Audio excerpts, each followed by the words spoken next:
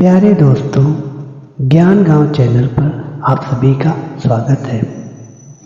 आज हिंदी दिवस है।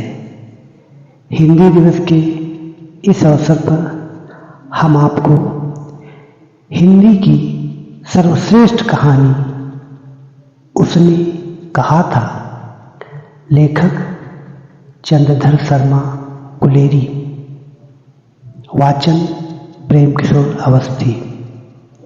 आपको आज ये कहानी सुनाते हैं। ये हिंदी की सर्वश्रेष्ठ कहानी है, तो आज सुनते हैं उसने कहा था।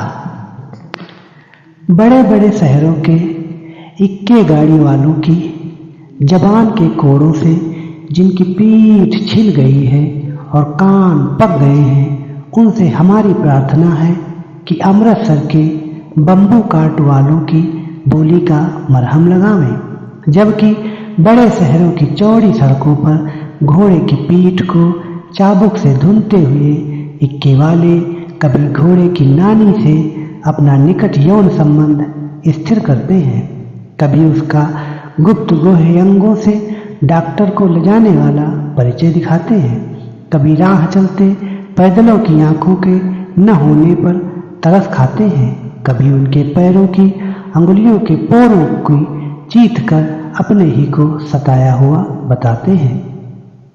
संसार भर की ग्लानि और क्षोभ के अवतार बने नाक की सीध चले जाते हैं। तब अमृतसर में उनकी बिरादरी वाले तंग चक्करदार गलियों में हर एक लड्ढी वाले के लिए ठहर कर सब्र का समुद्र उमड़ा कर, बचो खालसा जी, हटो भाईज, ठहरना भाई, आने दो लाला जी, हटो बाछा, कहते हुए सफ़ेद भेंटों, खच्चरों, बतकों, गन्ने और खोमचे और भार वालों के जंगल से राह खेते हैं। क्या मजाल है कि जी और साहब बिना सुने किसी को हटना पड़े।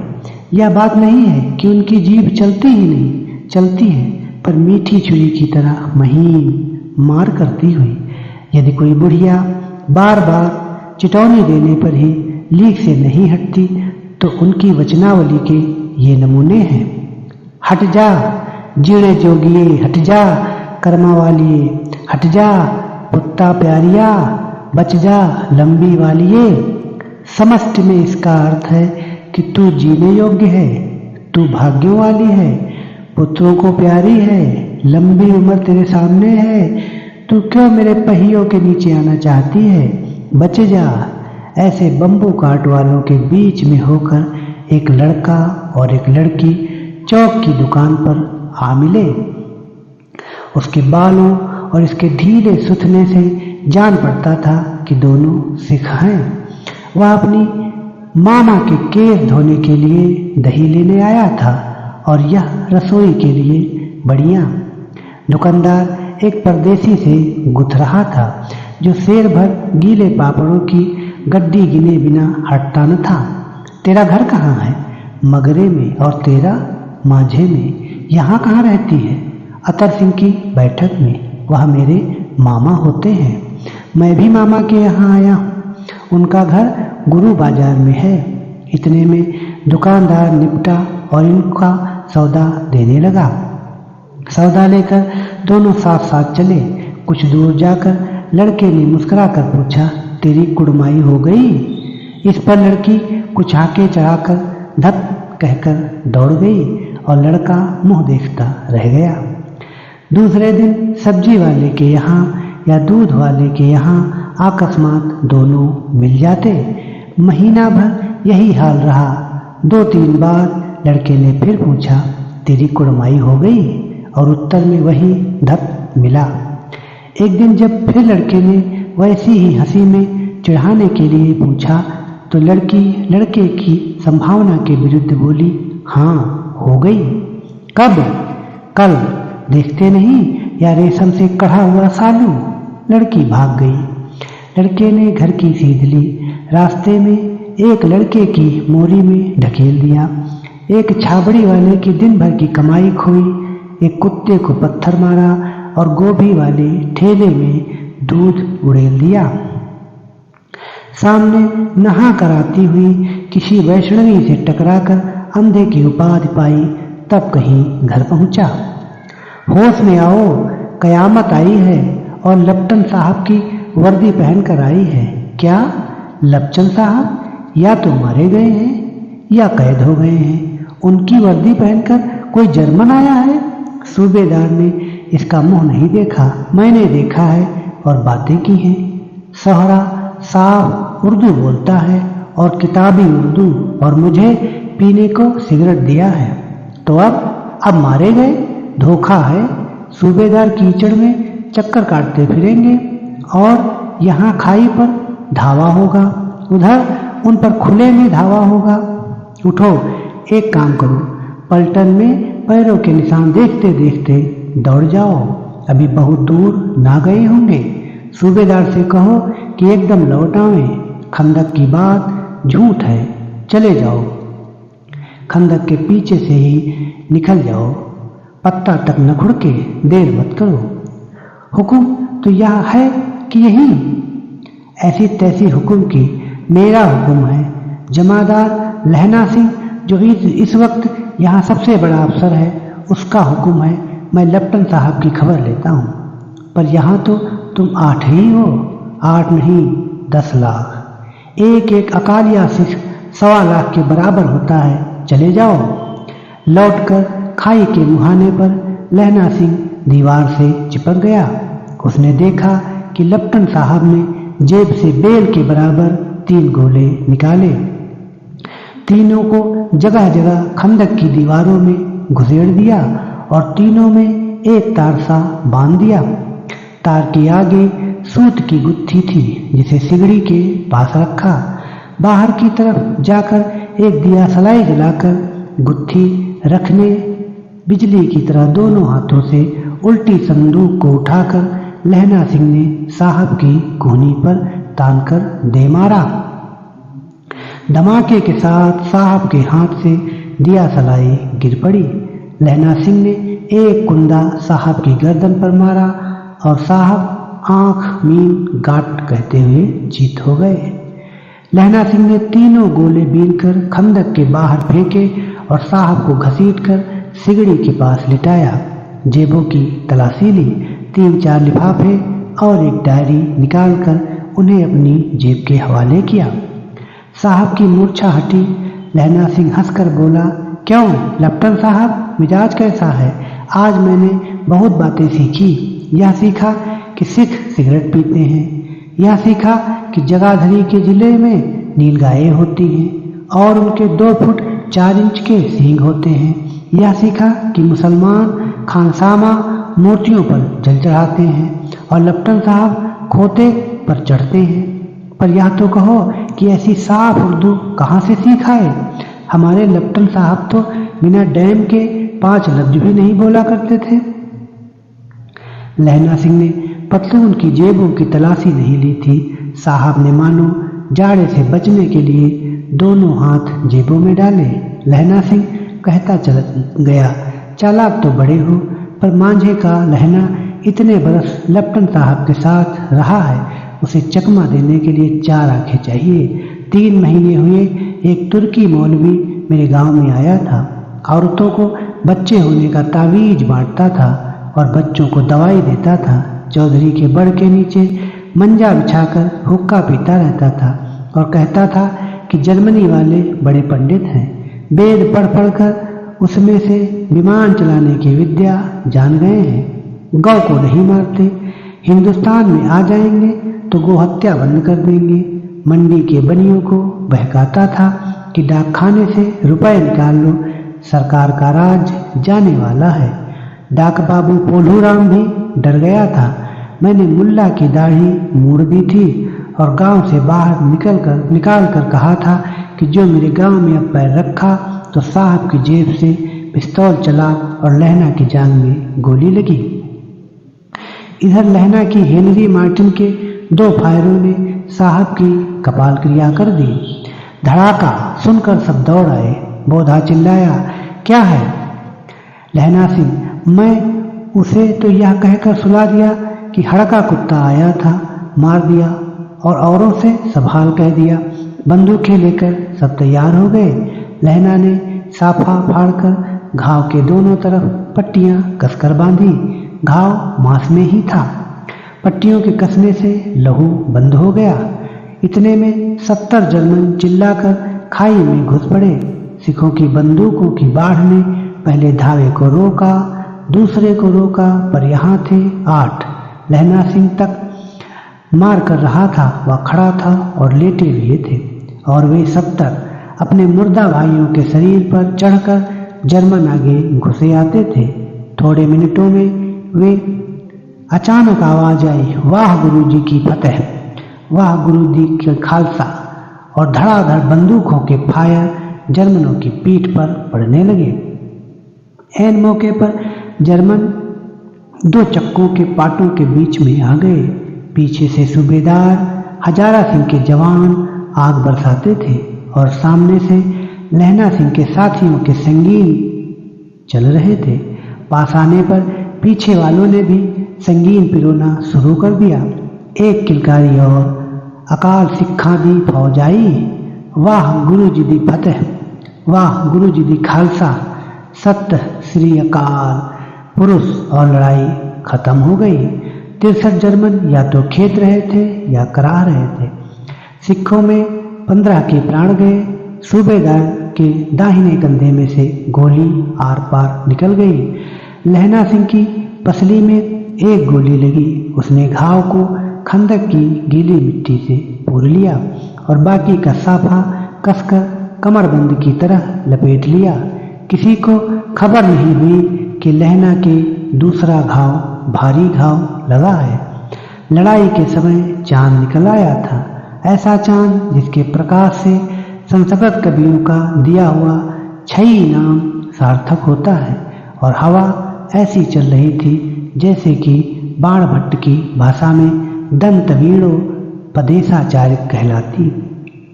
वजीरा सिंह कह रहा था, कैसे मन मन भर फ्रांस की भूमि मेरे बूटों से चिपक रही थी। जब मैं दौड़ा दौड़ा सूबेदार के पीछे गया था, सूबेदार लहना सिंह से सारा हाल सुन और कागजात पाकर उसकी तुरंत बुद्धि को सराह रहे थे और कर रहे थे कि तू न होता तो आज सब मारे जाते। इस लड़ाई की आवाज 3 मील दाहिनी ओर की खाई वालों ने सुन ली थी। उन्होंने पीछे टेलीफोन कर दिया था। वहां से झटपट 2 डॉक्टर और 2 बीमार ढोने की गाड़ियां चली, जो कोई 1.5 घंटे के अंदर आ पहुंची। फील्ड अस्पताल नजदीक था। सुबह होते होते वहां पहुंच जाएंगे, इसलिए मामूली पट्टी बांधकर एक गाड़ी में घायल लिटाए हुए और दूसरी में लाशें रखी गई। सूबेदार ने लहना सिंह की जांघ में पट्टी बंधवानी चाहिए। बोध सिंह जोर से बर्रा रहा था, पर उसने यह कहकर टाल दिया कि थोड़ा घाव है, सवेरे देखा जाएगा। वह गाड़ी में लिटाया गया। लहना को छोड़कर सूबेदार जाते नहीं थे।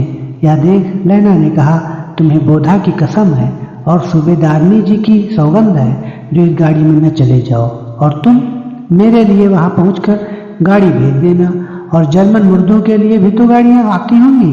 मेरा हाल बुरा नहीं है, देखते नहीं मैं खड़ा हूं। वजीरा सिंह मेरे पास है ही। अच्छा, पर बोधा गाड़ी पर लेट गया। भला आप भी चढ़ाओ, सुनिए तो सूबेदारनी होरा को चिट्ठी लिखो तो मेरा मत्था टेकना लिख देना, और जब घर जाओ तो कह देना कि मुझसे जो उन्होंने कहा था वह मैंने कर दिया। गाड़ियां चल पड़ी थी। सूबेदार ने चढ़ते चढ़ते लहना का हाथ पकड़कर कहा, तूने मेरे और बोधा के प्राण बचाए हैं। लिखना कैसा, साथ ही घर चलेंगे। अपनी सूबेदारनी से तू ही कह देना उसने क्या कहा था। अब आप गाड़ी पर चढ़ जाओ, मैंने जो कहा वह लिख देना और कह भी देना। गाड़ी के जाते ही लहना लेट गया। वजीरा पानी पिला दे और मेरा कमरबंद खोल दे, तर हो रहा है। मृत्यु के कुछ समय पहले स्मृति बहुत साफ हो जाती है। जन्म भर की घटनाएं एक एक करके सामने आती हैं। सारे दृश्यों के रंग साफ होते हैं। समय की धुंध बिल्कुल उन पर से हट जाती है। लहना सिंह 12 वर्ष का है।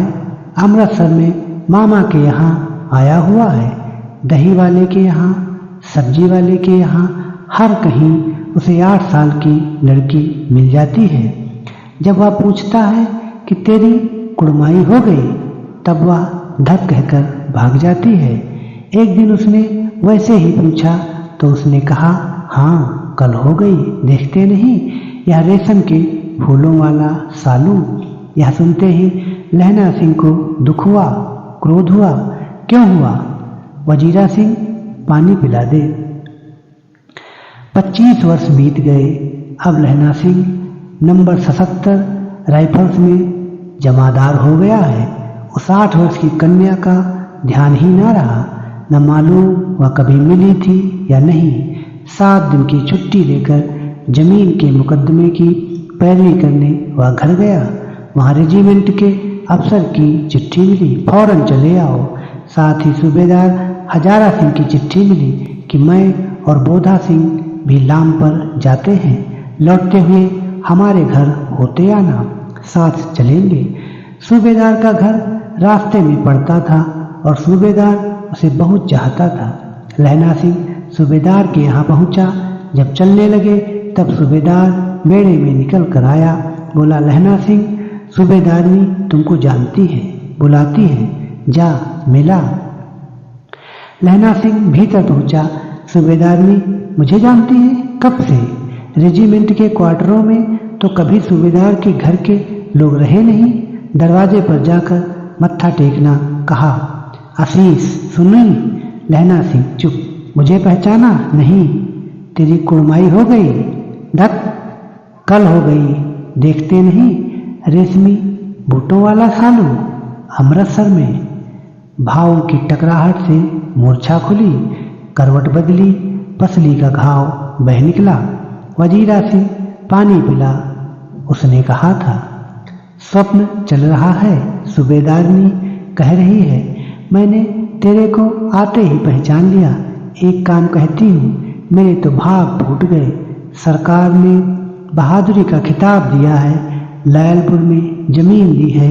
आज नमक हलाली का मौका आया है, पर सरकार ने हम तीमियों की एक घगरिया पलटन क्यों न बना दी, जो मैं भी सूबेदार जी के साथ चली जाती। एक बेटा है, फौज में भर्ती हुए उसे 1 ही वर्ष हुआ। उसके पीछे 4 और हुए, पर एक भी नहीं जिया। सूबेदारनी रोने लगी। अब दोनों जाते हैं।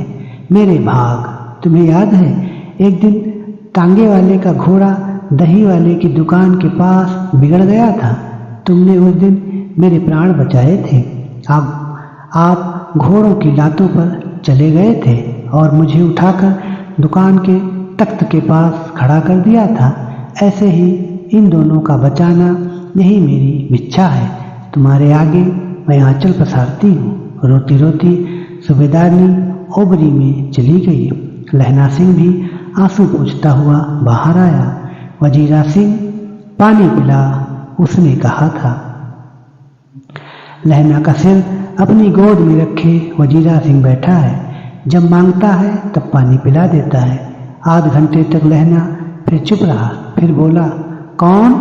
कीरत सिंह। वजीरा ने कुछ समझकर कहा, हाँ भैया, मुझे और ऊंचा कर ले, अपनी पट्ट पर मेरा सिर रख ले। वजीरा ने वैसा ही किया।